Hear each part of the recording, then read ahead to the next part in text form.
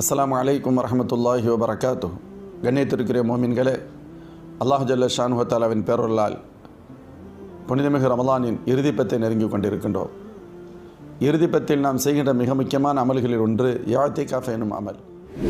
நீங்கள் கேள்விப்பட்டிருப்பீர்கள், ஆண்கள் கடைசி பத்தில் மஸ்ஜிதில் முழுமையாக தங்கியிருந்து அல்லாஹ்விற்காக அவர்கள் தங்களை தனித்திருக்க செய்த மஸ்ஜிதில் மட்டுமே இருந்து இபாதத் செய்யக்கூடிய அந்த நிலைக்கு இஅ்திகாஃப் என்று சொல்லப்படும். இஅ்திகாஃபை பொதுவாக 3 வகையாக பிரிப்பாங்க.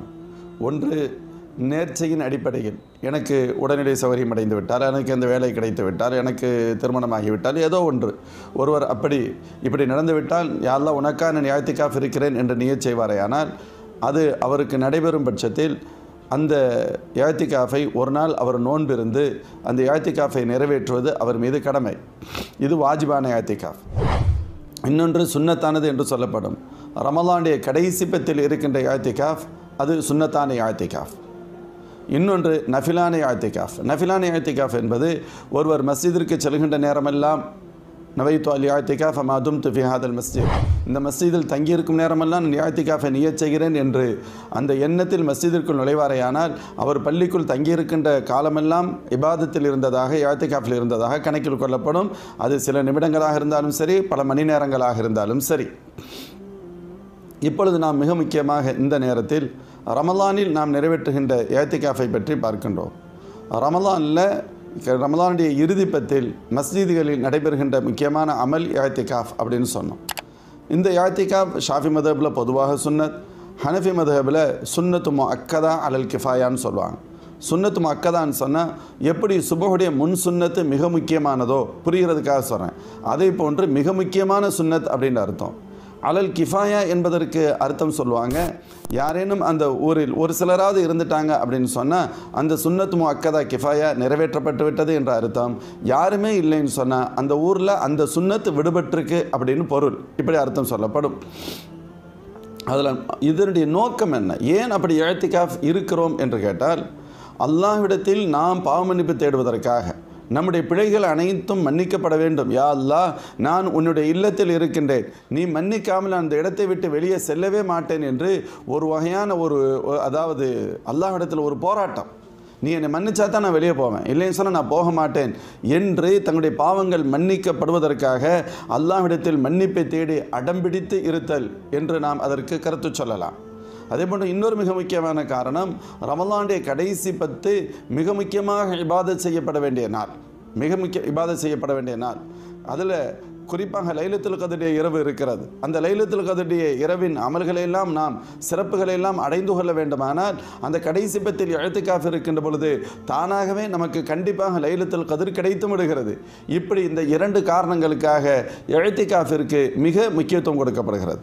அல்லாஹ்வின் திருத்தூதர் ஸல்லல்லாஹு அலைஹி வஸல்லம் ரமலானுடைய கடைசி 10 அவர்கள் மிக முக்கியத்துவம் கொடுத்து தங்களுடைய வழக்கத்தை விட கூடுதலாக ரமலானுடைய இபாதத், அந்த ரமலானின் கடைசி 10 மிக அதிகப்படியான இபாதத்துகளை ஸல்லல்லாஹு செய்வார்கள் என்றும் தங்களுடைய பெண்களை எல்லாம் ஒழிக்கச் செய்வார்கள் என்றெல்லாம் நாம் பார்க்கிறோம்.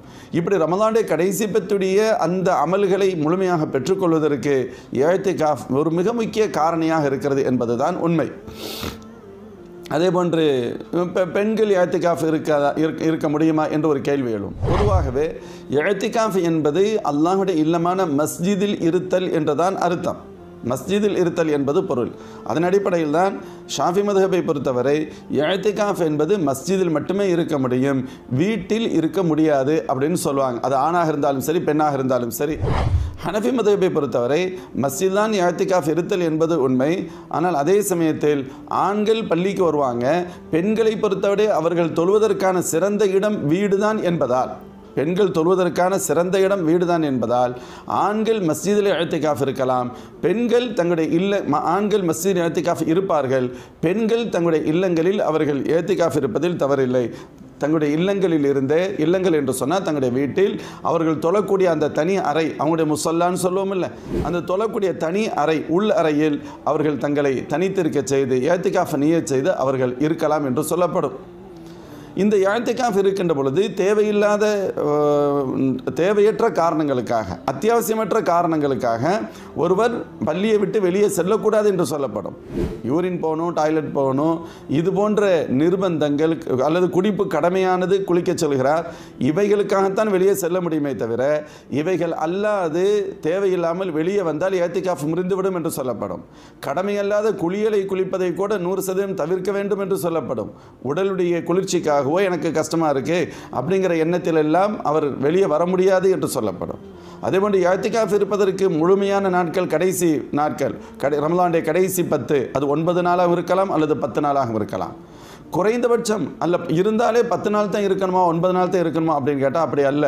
ஒருவர் ஒரு நாள் மக்ரிபுடைய நேரத்திற்கு சற்று முன்பு வந்து மறுநாள் இஃப்தார் செய்துவிட்டு மக்ரிபுடைய தொழுகைக்கு பின்பு வெளியே செல்கிறார் என்று சொன்னால் ஒரு நாள் இஅ்திகாஃப் முழுமையாக இருந்திருக்கிறார் என்ற அர்த்தம்.